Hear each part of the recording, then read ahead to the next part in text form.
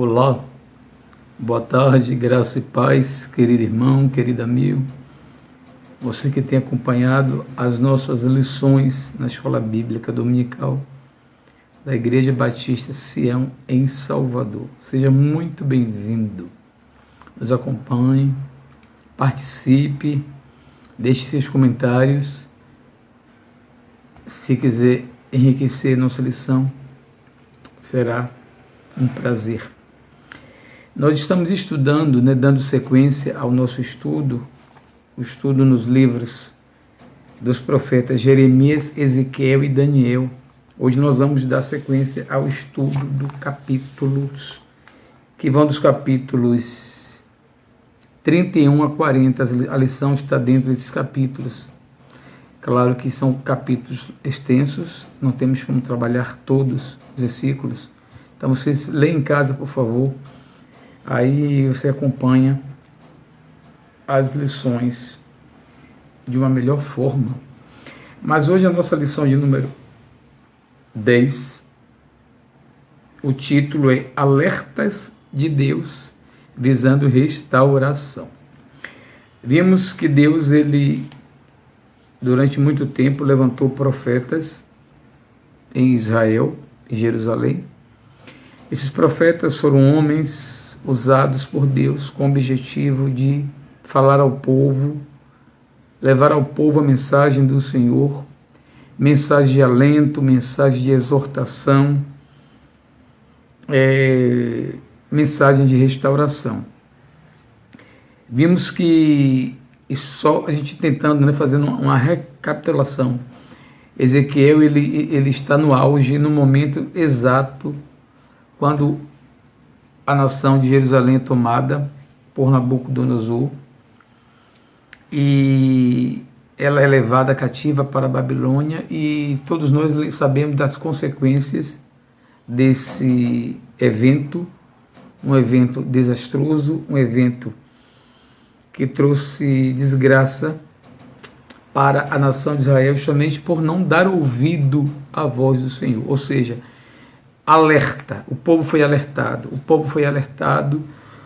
durante um tempo levantou pastores, nós chamamos os pastores pré-exílio, pastores ou profetas durante o exílio e profeta pós-exílio, justamente para alertar o povo. E não foi diferente, se você pensar bem, como nos dias de Noé. Deus levantou Noé em meio àquela geração e as pessoas não deram crédito à mensagem de Noé, e todos nós sabemos o que aconteceu, o dilúvio. E aqui nós estamos então diante de um quadro muito triste, um capítulo muito triste da nação de Israel, capítulo esse que até hoje a nação sofre as consequências. Eu queria que você abrisse a sua Bíblia no livro do profeta Ezequiel, capítulo 33, versículo 21. 33, 21. No ano do 10º do nosso exílio, aos 5 dias do 10º mês, veio a mim um que tinha escapado de Jerusalém, dizendo: caiu a cidade. Caiu a cidade. Isso me fez pensar que nós, não sei se é uma expressão nacional, mas pelo menos aqui na Bahia, nós usamos e ouvimos muito, acho que tem um apresentador que usa essa expressão: a casa caiu. Quando nós falamos nisso, nós já sabemos que não vem coisa boa, ou seja, aconteceu uma coisa muito ruim. Quando a casa cai, algo de ruim aconteceu. É o desmoronamento de uma casa. Então essa expressão para nós é muito comum. Mas aqui no texto, um homem vem trazendo uma mensagem, depois de já um tempo que eles estavam no cativeiro, no exílio, ele vem com essa mensagem dizendo, e isso ele escapou de Jerusalém, e vem trazendo essa mensagem: caiu a cidade. Isso quer dizer o seguinte: durante muito tempo, mesmo após a invasão dos babilônios, Israel tentou e lutou Jerusalém tentou ainda, de certa forma, se manter. Mas chega um momento em que a cidade não resistiu. Isso se dá no ano de 585 a.C. Não há nenhuma expectativa a mais para Israel e Judá. Ou seja, é o momento em que a cidade é totalmente ocupada, tomada, destruída, saqueada, o templo invadido, todos os homens levados cativos para o exílio, as mulheres violentadas, um desastre, uma desgraça sem precedente na história de Israel. E esse homem vem trazendo essa notícia. Não foi a casa, mas a cidade caiu. Isso me fez pensar que o que acontece muitas vezes na vida das pessoas é quando a casa cai e vê um desmoronamento da casa. É horrível perder uma casa, mas agora ele fala de uma cidade, ou seja, a proporção é maior. A gente diz assim, desgraça pouca é bobagem, ou seja, depois de um evento vem outro, vem outro, vem outro, uma série de eventos catastróficos sobre a nação de Israel, especificamente sobre Jerusalém, outrora, aquela cidade que representava a glória, a presença de Deus entre o povo, onde estava o templo de Deus, onde Deus se fazia presente ali. Agora, a cidade ela está destruída e seu povo disperso. Isso representa um caos, representa um cenário terrível para a nação de Israel. Isso tudo é consequência por não darem ouvido aos sinais que Deus mandou, aos alertas que Deus mandou, enviou para o povo. Mas interessante que em meio a esse caos, a esse sofrimento, o profeta ele é portador de uma mensagem, que essa mensagem é a mesma para os nossos dias, e ela vem através do pastor, ela vem através dos líderes, ela vem através da própria palavra, a palavra do Senhor, trazendo essa mensagem de alerta. E essa mensagem ela vem através de um pedido de conversão. O que Deus está dizendo é o seguinte: se você se converter, se você mudar, se você deixar esse lado mal que você está fazendo de ruim, se você se voltar, ainda dá tempo. Não se perca. Volte. E conversão é isso, é mudança. É arrependimento, é você voltar de onde você estava indo por um caminho, chegar à conclusão que aquele caminho não vai te levar a lugar algum, ou vai te levar a um lugar ruim, e você pensa, raciocina e dá a volta e segue por outro caminho. Isso é uma conversão, por isso que nós somos chamados à conversão. Estávamos andando por um caminho de morte, caminho de destruição, e alcançados por Jesus agora, Ele nos apresenta um caminho de vida. Então é o momento de voltar. Assim foi a mensagem que o profeta, no caso Ezequiel, disse para o povo. Acompanhe, por favor, o capítulo 33, o versículo 11. 33, ele diz-lhes, tão certo como eu vivo, diz o Senhor Deus, não tenho prazer na morte do perverso, mas em que o perverso se converta do seu caminho e viva. Ou seja, Deus não tem prazer no sofrimento, na morte. Ele não está apenas com a intenção de ficar nos observando e acompanhando a nossa queda, o nosso erro, para depois ele não disse, eu falei, não. Ele está nos alertando, nos ensinando, nos mostrando, nos orientando, dizendo, olhe, preste atenção. Mas se você errar, dá tempo de você consertar o erro, volte. Aí nesse versículo, ele diz, eu quero que o perverso se converta do seu caminho e viva. E para mim isso aí é a loucura que Paulo vai chamar mais tarde da conversão de um homem. Comumente as pessoas falam, né? Já ouvi pessoas falando a respeito de pessoas que se convertem, né? A fé cristã. E eu já vi algumas pessoas comentando assim, fulano agora é crente. depois que bebeu, que fez isso, que fez aquilo, que matou, que não sei o quê, ele agora é crente. E fiquei pensando, que coisa interessante, o que é melhor? Uma pessoa nessa situação virar e passar a ser crente ou continuar na prática do erro e do pecado? É aquilo que a palavra de Deus diz: o homem natural não compreende as coisas de Deus, é loucura. E Deus aqui está aplicando, através do profeta Ezequiel, levando essa mensagem ao povo, dizendo: olhe, dá tempo ainda, se convertam, convertei-vos dos vossos maus caminhos, porque a vez de morrer, ó casa de Israel. Ou seja, Deus não tinha prazer nem alegria. Ele queria, na verdade, que o povo se arrependesse dos seus caminhos, dos seus pecados, e dissesse: Senhor, estamos pecando contra o Senhor, mas queremos voltar a ter comunhão contigo, queremos andar nos teus princípios, queremos andar nos teus propósitos. Era isso que Deus esperava de um povo. Mas o povo cada vez mais se endurecia, o coração do homem cada vez mais se endurecia, assim como hoje.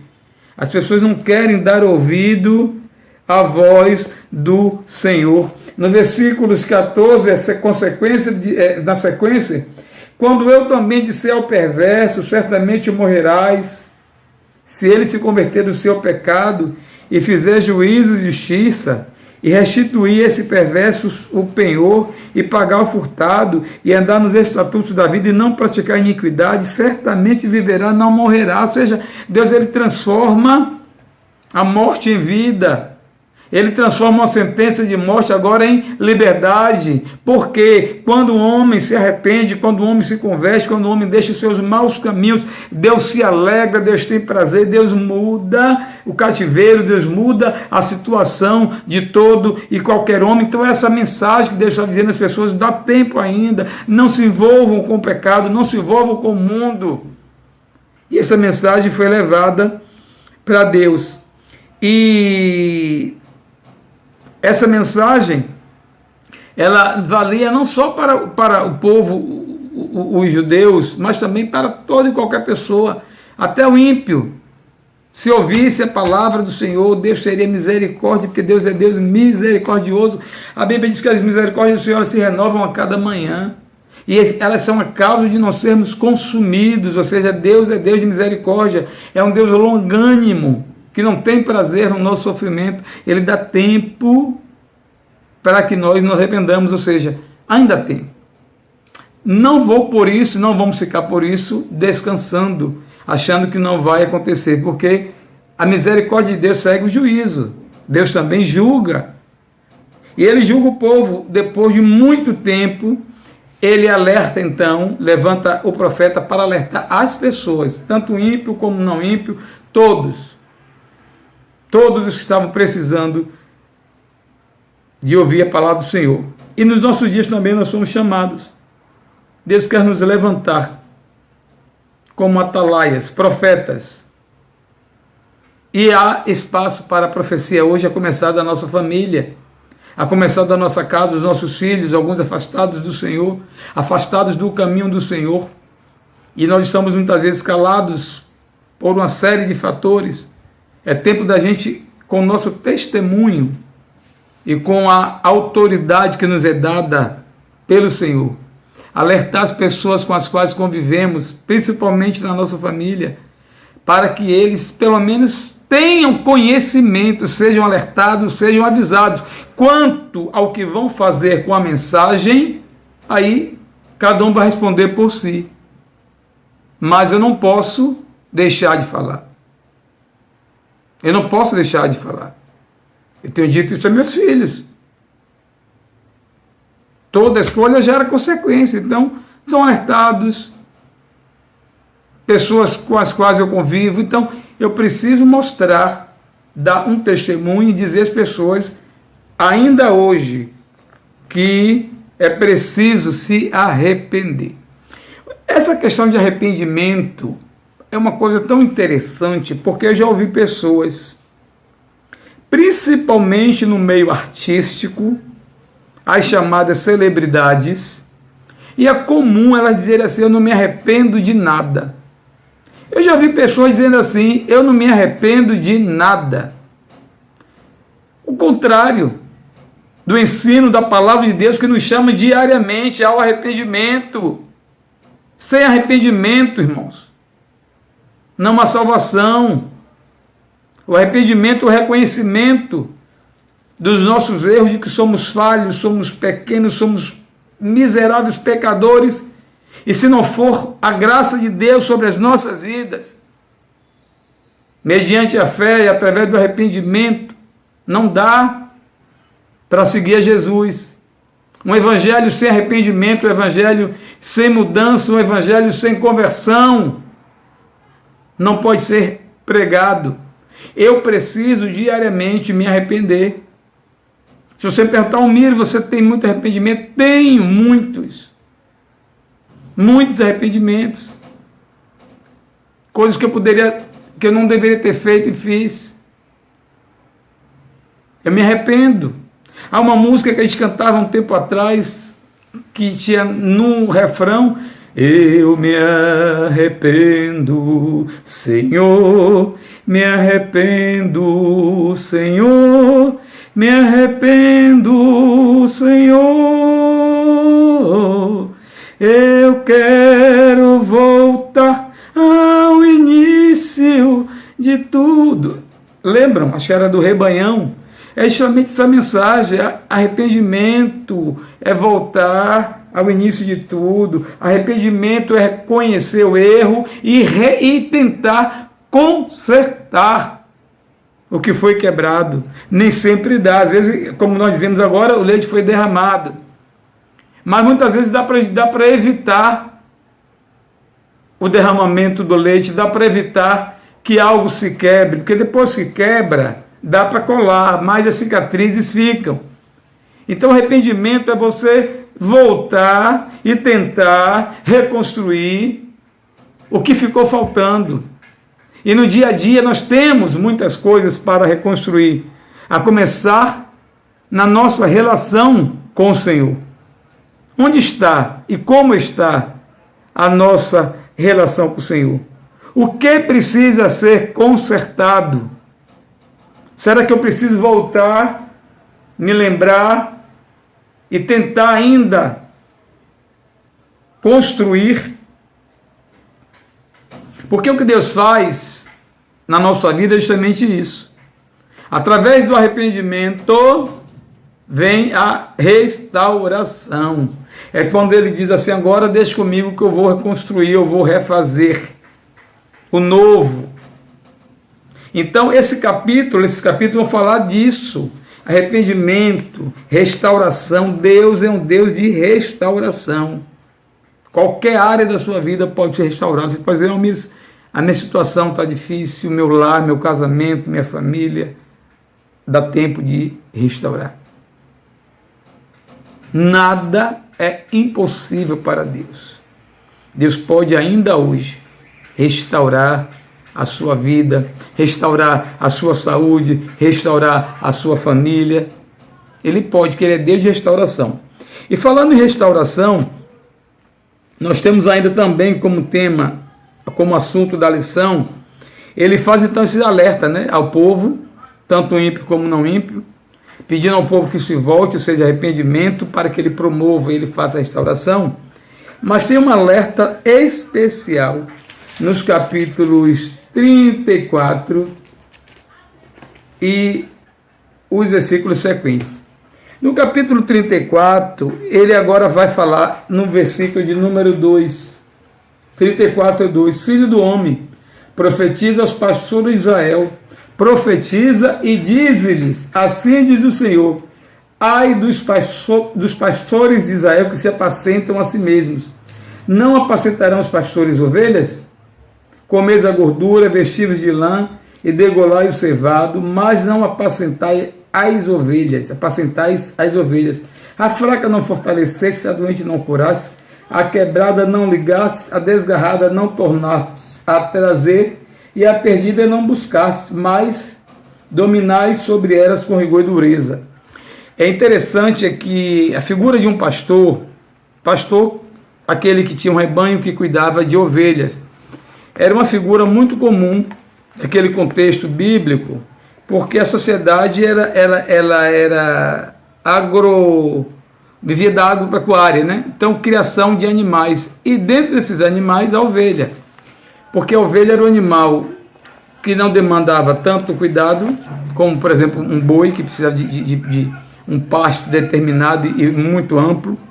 Mas a ovelha ela era responsável não só pela alimentação da carne, através da carne, o leite, mas também, principalmente, o uso da lã. Lembre que não havia tecelagem, né, nem indústria de tecido como hoje.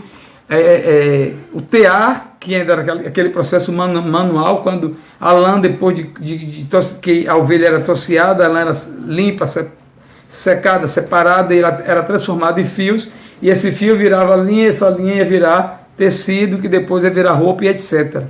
Então, a ovelha era um animal muito, muito, muito importante, era a base da economia daquele contexto. E tinham homens que eram chamados de pastores. Os pastores tinham que cuidar das ovelhas, porque a ovelha ela precisava ser cuidada. Se ela não fosse bem cuidada, ela não daria o que eles queriam.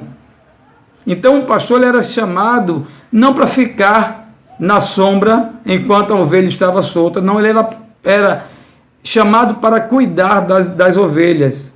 Lembra da passagem da parábola que Jesus cita, as 100 ovelhas, que o homem tinha 100, uma se perde, ele deixou as 99 e vai atrás?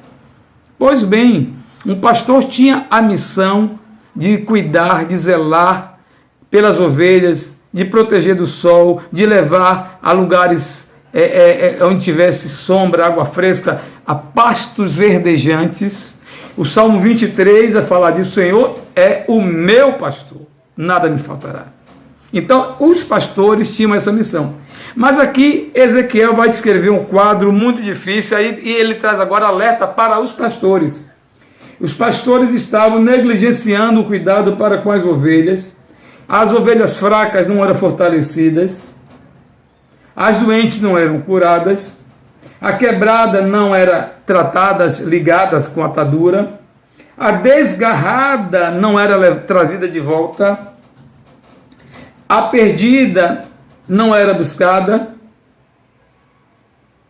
mas, ele diz, dominais sobre elas com rigor e dureza. Ou seja, ao invés de ter cuidado, eles eram duros, excessivamente duros, e provocavam maltratos, dentre outras coisas, às ovelhas. É claro que isso aqui é uma que nós chamamos de analogia. O que Deus queria, na verdade, através desse exemplo, era alertar aos líderes espirituais da época, principalmente os sacerdotes,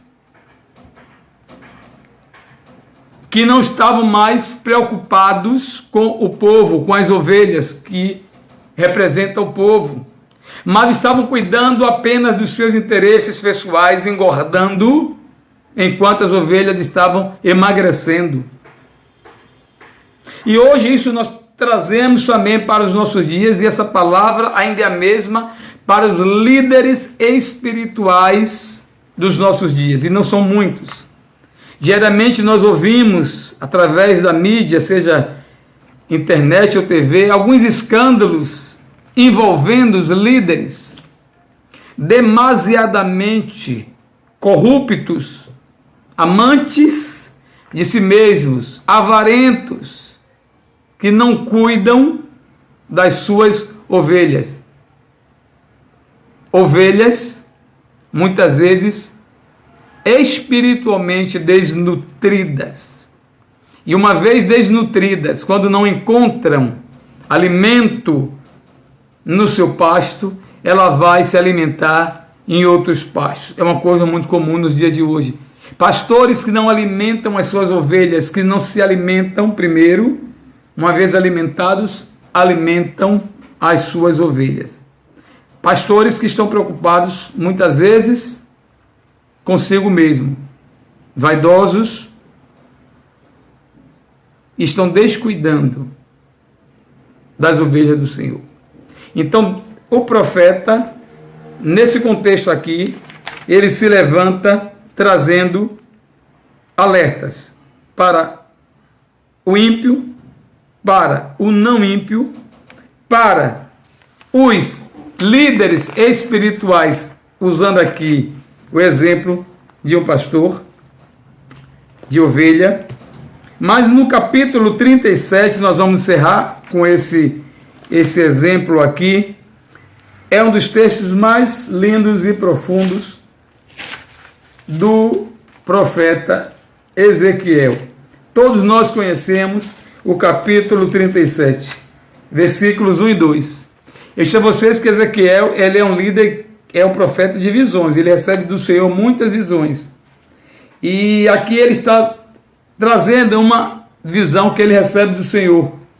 Ele diz no versículo 1, veio a minha palavra do Senhor, ele me levou pelo Espírito do Senhor e me deixou no meio de um vale que estava cheio de ossos, e me fez andar ao redor deles. Eram muitos numerosos na superfície do vale, e estavam sequíssimos. Então me perguntou, filho do homem, acaso poderão reviver esses ossos? Respondi, Senhor, tu sabes. Disse-me ele, profetiza esses ossos e diz-lhes, ossos secos, ouvi a palavra do Senhor. Assim diz o Senhor Deus a estes ossos, eis que farei entrar o Espírito em vós e vivereis. Porei tendões sobre vós, farei crescer carne sobre vós estenderei pele, e porei em vós o Espírito e vivereis, e sabereis que eu sou o Senhor. Outra vez o Senhor agora usa uma visão como uma forma de ensinar e mostrar novamente o povo, o quadro, a situação que eles se encontravam. E Ezequiel, levado para um vale, ele tem essa visão de um lugar cheio de ossos secos. Irmãos, é uma visão apocalíptica. Aquela montanha de ossos representando o estado do povo, da nação Israel, ou seja, eram como ossos, já não tinham vida alguma, não eram nem cadáveres, eram ossos, já não tinha mais nada, não tinha pele, não tinha nada, totalmente desnudo. E Deus então diz assim como esses ossos, que eu vou trazer vida novamente, eu vou religar. Imagine a cena, Deus trazendo vida a esses ossos, novamente esses ossos se juntando e formando novamente um corpo humano. Deus trazendo assim como eu posso, assim como eu faço com esses ossos, eu posso fazer com essa nação. Eu posso novamente trazer carne, trazer vida, trazer frescor para essas pessoas, para esse meu povo que está morto, separado, distante de mim. Eu posso trazer vida, eu posso reconstruir tudo. Assim diz o Senhor Deus, eis que farei entrar o Espírito em vós e vivereis. Se pegarmos esse texto e aplicarmos para os nossos dias, o Senhor quer fazer a mesma coisa em mim, em você, ou em qualquer um, que por acaso esteja nessa situação extrema, completamente longe, distante, separado, seco. Não digo nem na pele e osso, no osso. E Deus pode trazer novamente vida, Deus pode trazer carne, mas a forma que Deus faz aqui é interessante. Ele diz, farei entrar o Espírito em vós e vivereis. É a mesma coisa hoje. O Senhor quer fazer com que o seu Espírito Santo habite em mim, habite em você, para que tenhamos vida.